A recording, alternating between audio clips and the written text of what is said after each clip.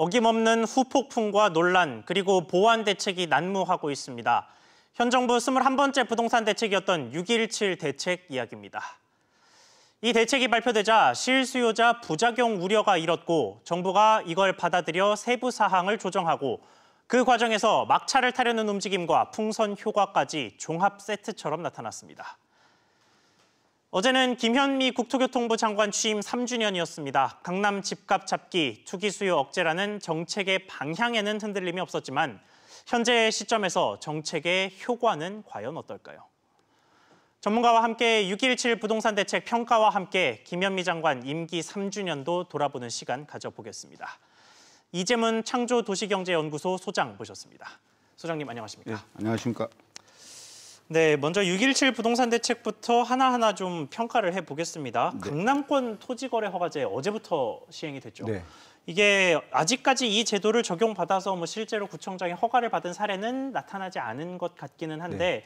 어떤 조건 하에서 구청장의 허가가 받아지고 어떤 조건에서 허가가 나오지 않느냐, 이 기준이 좀 모호하다 이런 얘기가 벌써부터 좀 있습니다.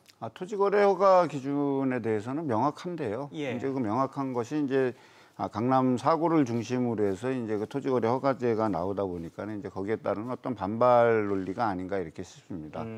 토지거래 허가를 받는다는 건 투기가 예상되는 지역이나 아니면 어떤 정책 개발 이슈로 인해서 갑자기 지가가 급등하는 거를 이제 억제하기 위해서 한목적적으로 이제 운영되는 제도잖아요. 예. 결국에 이제 주택을 구입할 경우에는 실거주 목적으로 2년 동안 내가 거주를 해야 된다라는 어떤 제한이 있기 때문에 예. 어떤 갭 투자를 차단하는 어떤 효과가 있습니다. 내가 주택을 구입할 경우에는 내가 2년 동안 주택에 거주해야 된다라는 어떤 그러니까 토지를 구입하는 목적이 명확하다라면 이제 토지거래 허가에는 이제 아무런 문제가 없는 걸로 있습니다.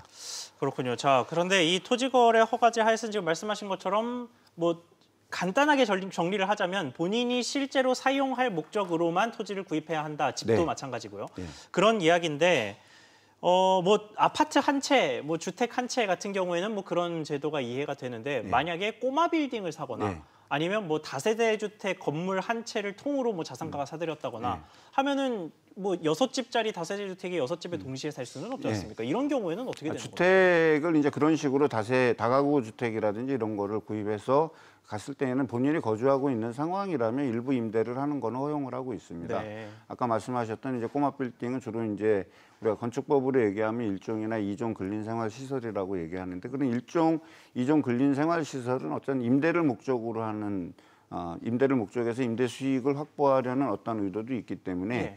토지거래 허가를 할 때 본인이 운영하는 부분이 일부 있고 그다음에 이제 본인이 임대를 놓는 경우라든지 이런 것들은 다 허용을 하고 있고 오피스텔도 마찬가지로 일부는 허용하고 있습니다. 그러면 꼬마 빌딩을 만약에 산다면 그중에 점포 하나 정도는 자기가 직접 운영을 해야 된다라는 이야기. 반드시 운영한다라기보다는 네. 이제 일부 점포를 놓을 수 있고 또 임대를 전체적으로 이제 놓을 수 있다라는 건 토지를 어떻게 이용하겠다는 이용 계획서에 들어가기 때문에 이제 이용 계획서에 들어갔을 때 이제 그것이 한목적적이라면 토지거래 허가는 나고요. 과거에 이제 토지가 이런 개발 이슈가 있는 지역에서의 어떤 토지거래 허가를 신청했을 때 예. 토지거래 허가를 받아들인 어떠한 비율을 보면 거의 90% 이상이 받아들여지고 있기 때문에 어떤 토지 이용 계획서를 구체적으로 명확하게 쓴다라면 불허가 나는 건 거의 없을 거라고 생각합니다. 다만 이제 토지거래 허가를 받아야 된다는 절차상이 한 번 더 추가가 되고 있기 때문에 네. 이제 그 토지 매매를 한다든지 이랬을 경우에는 절차를 거쳐야 되고 그 절차가 2개월에서 3개월 정도 소요가 됩니다.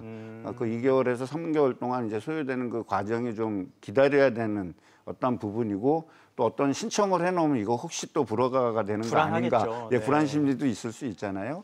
어떤 이제 그런 부분들에 대해서만 크게 걱정하지 않으신다라면 이것은 거래를 하지 말라는 제도가 아니라 예. 이 지역의 어떤 공익 목적이 어떤 지가 급등이라든지 이렇게 해서 생기는 어떤 사익보다 공익을 지켜야 되는 목적이 훨씬 크기 때문에 좀 더 국민들이 불편하지만 한 단계를 더 거쳐라라고 하는 제도적 취지가 있는 겁니다. 그렇군요. 그러면 이 허가제의 부동산 시장에 미칠 효과는 어떨 거라고 보십니까? 이게 거래가 말라서 뭐 시장이 좀 왜곡되는 현상이 벌어진다라는 우려도 있고 뭐 집값 급등을 좀 눌러서 막아낼 수 있을 것이라는 긍정적인 전망도 있더라고요. 어떻게 전망하십니까? 투기 수요는 확실하게 좀 걷어내는 효과가 있을 거고요. 예. 그다음에 이제 갭 투자 같은 경우는 이제 전세를 기반으로 하기 때문에 갭 투자가 이제 원천적으로 차단되는 어떤 효과가 있기 때문에 투기 수요를 걷어내는 효과는 분명하게 있고요.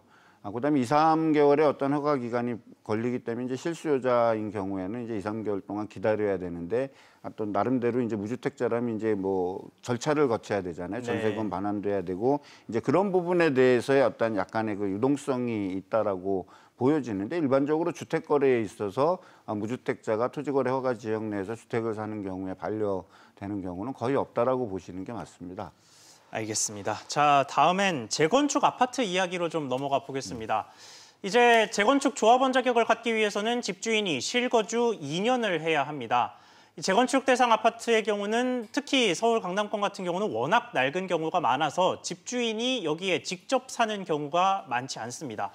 음마아파트 같은 경우는 4,424가구 중에 약 3,000가구는 집주인이 아니라 세입자가 사는 것으로 추산되는데 자, 이번 정책이 시행이 되니까 집주인도 문제지만 세입자도 좀 불만이다라는 이야기가 나오고 있는데 이유가 이미 상당히 올라 있는 전셋값을 더 자극할 수도 있다라는 우려 때문이라고 하더라고요. 현실 가능성이 있는 이야기라고 보십니까? 일단 뭐 반반이라고 저는 생각을 합니다. 예. 일단 뭐 재건축에서 거주 기간이 2년이라는 거는 뭐 한 번에 2년을 해야 된다는 게 아니라 주택을 보유하고 있는 주택 소유주가 통산, 주택을 가지고 있었던 기간 내에 2년을 합산하면 되는 것이기 때문에요.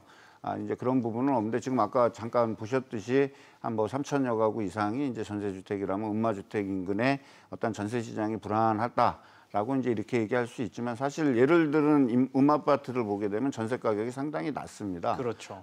낮고 또 그 전세 가격, 낮은 전세 가격이 또 상당수의 분들이 전세 대출을 받아갖고서 또 있을 수 있는 분들이 있기 때문에 그 가격을 가지고 인근 지역의 어떤 아파트라든지 이런 쪽으로 이사를 하기에는 다소 이제 무리수가 있다라고 보여지기 때문에 좀 먼 지역으로 이사를 가더라도 가격 대비 이제 맞춘다라면 이제 조금 지역이 떨어질 수밖에 없는 상황이죠. 네. 그리고 이제 주택을 세를 주고 이제 외부에서 다른 주택에서 사시던 분이 이제 2년 거주 연한을 채우기 위해서 2년 거주 연한을 이미 채운 분들도 상당수 있을 거라고 생각하는데 그분들은 다시 입주해야 될 상황이 아니기 때문에 그분들을 제외한다라면 실질적으로 음아파트에서 이주를 해야 되는 전세 수요에 대한 어떤 구체적인 수치가 나와 있지 않기 때문에 막연하게 추정된 수치를 가지고서 전세 시장에 뭐 불똥이 튈 거라는 거는 너무 지나친 우려라고 보고요. 다만 이제 최근에 이제 지난 4년 동안은 사실 전세 가격이 상당 부분 좀 안정돼 있었어요.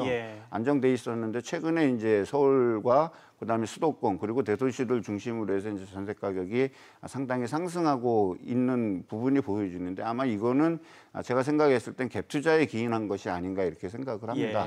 근데 이제 지금 이 6.17 대책에서 이제 갭 투자를 원천 차단하는 어떤 그런 부분과 법인에 대한 어떤 부동산 투자를 원천적으로 차단하는 정책을 지금 피고 있기 때문에 이런 숫자들까지 감안하고 그다음 갭 투자들의 수요가 줄어들게 된다라고 했을 때는 그 부분이 오히려 주택 시장에 또 전세 시장에 어떻게 영향을 미치는 가에 대한 거를 우리가 좀 더 고민을 해봐야 되는 부분이라고 생각을 합니다.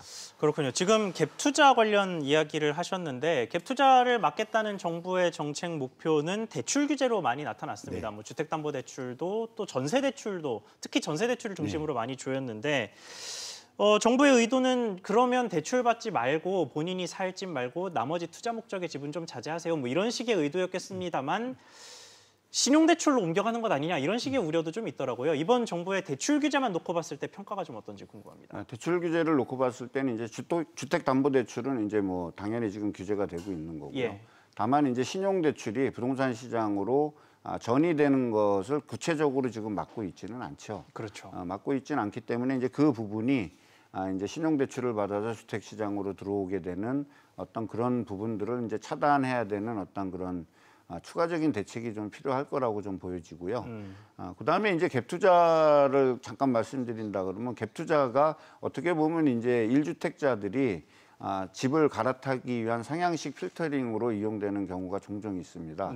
사실 그런 부분이 있기 때문에 갭 투자가 사실 용인이 됐던 거거든요. 근데 용인이 됐는데 최근에 이제 어떤 갭 투자의 어떤 이 추세를 보면 강남권 같은 경우는 5월 달에는 한 72% 정도가 갭 투자였거든요. 네. 그러면 이제 지금까지 이제 잠잠했던 어떤 이런 시장들이 1주택을 가지고 있으신 분들이 그 갭 투자를 통해서 강남권에 내가 거주할 목적이 아니라는 거는 누가 봐도 뻔한 거거든요. 그렇게 되기 때문에 아마 이번에 이제 갭 투자에 대한 부분은 이제 확실하게 좀 규제를 한 것 같습니다. 그러니까 투기 세력으로 봤다는 거죠. 그렇군요. 자, 이번엔 정부 이야기를 좀 해보겠습니다. 김현미 장관이 이번에 임기 3년을 맞았어요. 네. 그래서 국토부 장관으로는 최장수 네. 장관에 오르는 셈이 됐다고 하더라고요. 그래서 성과와 뭐 잘못과 문제점들이 다 공존하겠습니다만 일단 가장 뼈아픈 부분은 집값이 너무 많이 올랐습니다. 이동안 서울 집값이 50%나 올랐다고 하니까요. 뭐 경실련에서는 이번 정부 부동산 정책이 실패했다 이런 평가까지 내놨다고 하는데 소장님은 어떻게 평가를 하십니까? 글쎄 뭐 정책이 실패했다 아니면 정책이 성공했다라는 거는 당대에 평가하기는 좀 어려운 것 같습니다. 네. 그리고 경실련 정도 되면 책임 있는 어떤 시민단체 아니겠습니까?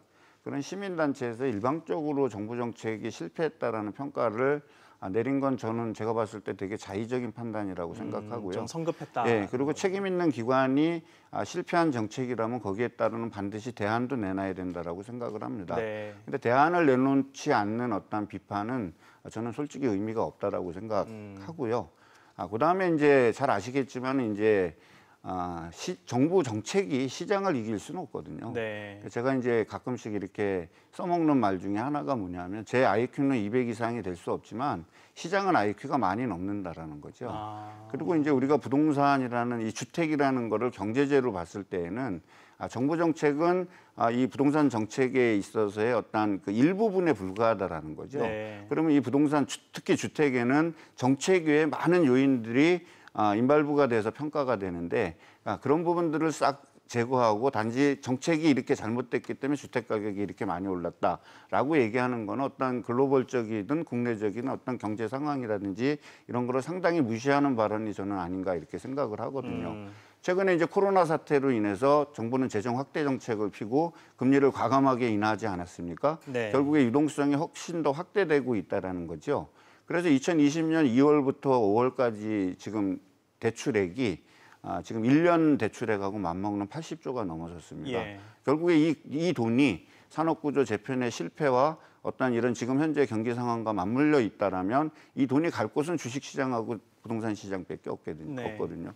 이렇게 지금 시장이 조금만 건드려도 팍 터질 만한 어떤 시장 여건을 가지고 있는 데에서 단지 정부 정책을 어떤 완벽한 정책을 피더라도 주택 가격을 일시에 제거한다라는 거는 상당히 어렵죠. 네. 그렇다 보니까 그 고심이 담긴 게 이제 주택 정책이 22번째까지 나오게 된 거고 네. 큰 틀에서 봤을 때는 한 7개 대책이 큰 줄기라고 보고 나머지들은 보완하거나 이제 이런 정책이 있었기 때문에 지금 김현미 장관이 3년 동안 하면서 이제 가장 욕을 먹었던 부분이 바로 이런 부분이 아닌가 싶습니다.